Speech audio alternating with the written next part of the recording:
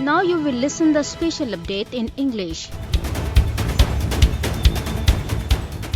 In Indian illegally occupied Jammu and Kashmir, Indian troops in their fresh act of state terrorism martyred 4 more Kashmiri youth in Baramulla and Shopian districts today. 3 youth were killed by the troops during a fake encounter in Uri area of Baramulla, while 1 was killed in Chitragam area of Shopian today. The troops also cordoned off Kokarnag and Hanjipora area of South Kashmir and conducted search operations. The All Party Hurriyat Conference spokesman, in a statement issued in Srinagar, condemned the fresh dismissal of Kashmiri employees by the Modi regime on fabricated charges, saying that the move is meant to induct Hindu outsiders affiliated with Hindutva ideology. He said the move is part of the Indian regime's revengeful and repressive policies against the local people, as well as a deep conspiracy against the Muslim identity of the territory. The spokesman warned that pushing all Kashmiri segments of the society to the wall would not be a good omen for peace in South Asian region.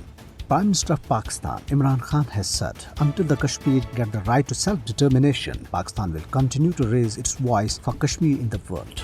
He said this while talking to President Azad Jammu and Kashmir, Barrister Sultan Mahmood Chaudhry, who called on him in Islamabad today.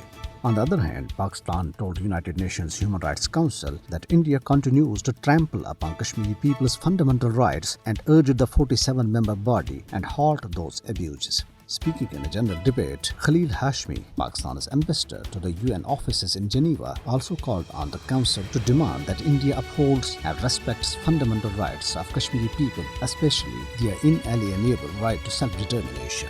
Hurriyat leaders Bilal Ahmed Siddiqui, Khwaja Firdos and Jammu and Kashmir People's League in their statement said that the brutal colonization of Jammu and Kashmir by India has turned the territory into the most dangerous place in the world. Meanwhile, an Indian soldier ended his life by shooting himself with a service rifle in Karen area of Kupwara district.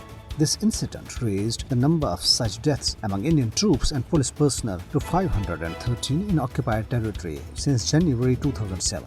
A Kashmiri youth, a shawl seller by profession, was found dead under mysterious circumstances in Moga city of the Indian Punjab.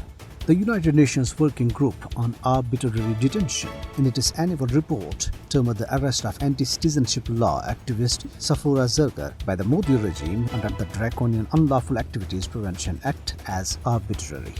In a setback to India, the United States has ruled out adding India to the recently created security partnership with Australia and the United Kingdom in the Indo-Pacific, popular as AUKUS, announced by US President Joe Biden, Australian Prime Minister Scott Morrison and British Prime Minister Boris Johnson on September 15th.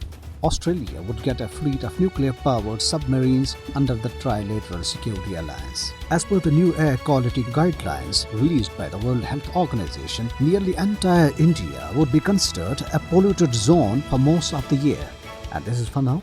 Keep listening to Radio Sadai Hurriyat Jammu Kashmir.